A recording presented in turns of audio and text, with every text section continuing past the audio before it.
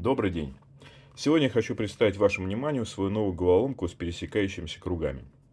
К моему большому сожалению, несмотря на несколько попыток, мне так и не удалось добиться того, чтобы круги в головоломке вращались свободно.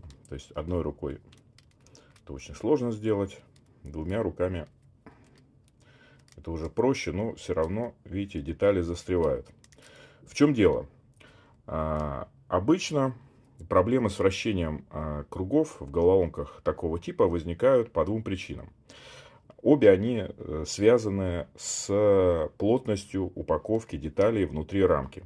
Если мы сделаем рамку слишком маленькую, соответственно, детали у нас будут очень плотно прижаты друг к другу, и это будет затруднять вращение и взаимное перемещение. Если мы, наоборот, сделаем достаточно большое расстояние, то у нас будет появляться люфт, и детали будут перекашиваться.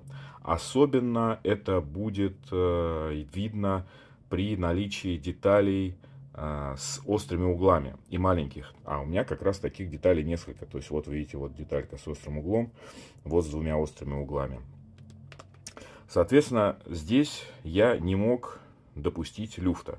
Мне нужно было сделать плотно. Вот плотность упаковки можно проверить, вот если вот так вот подвигать. Что же делать? И почему вообще произошло именно в этой головоломке, несмотря на то, что плотность подобрана правильно, не удается повернуть круг? А все дело в том, что внутри этих кругов существует еще два типа, я назвал их ложными кругами. Вот посмотрите, вот маленький участок, похожий на круг, но это не круг. И у нас вот здесь вот как бы детали тоже пытаются повернуться как круг. А вот у нас еще один круг. Вернее, деталь, похожая на круг. И в итоге, когда мы пытаемся повернуть большой круг, у нас смещаются детали внутри этих маленьких кругов. Что же делать? А здесь мне пришли на помощь отверстия, которые я делаю в деталях. Я сделал вот такой помощник, с помощью которого можно, конечно, не идеально, но тем не менее уже управляться этой головоломкой. То есть просто вставляешь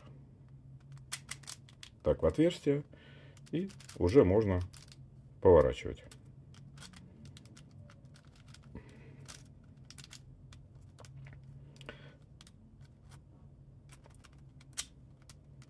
Все равно, конечно, не идеально, но тем не менее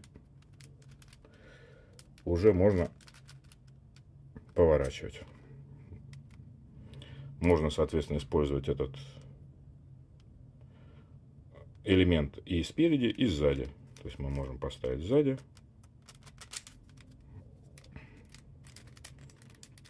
И вот так крутить. Вот такой опыт у меня получился.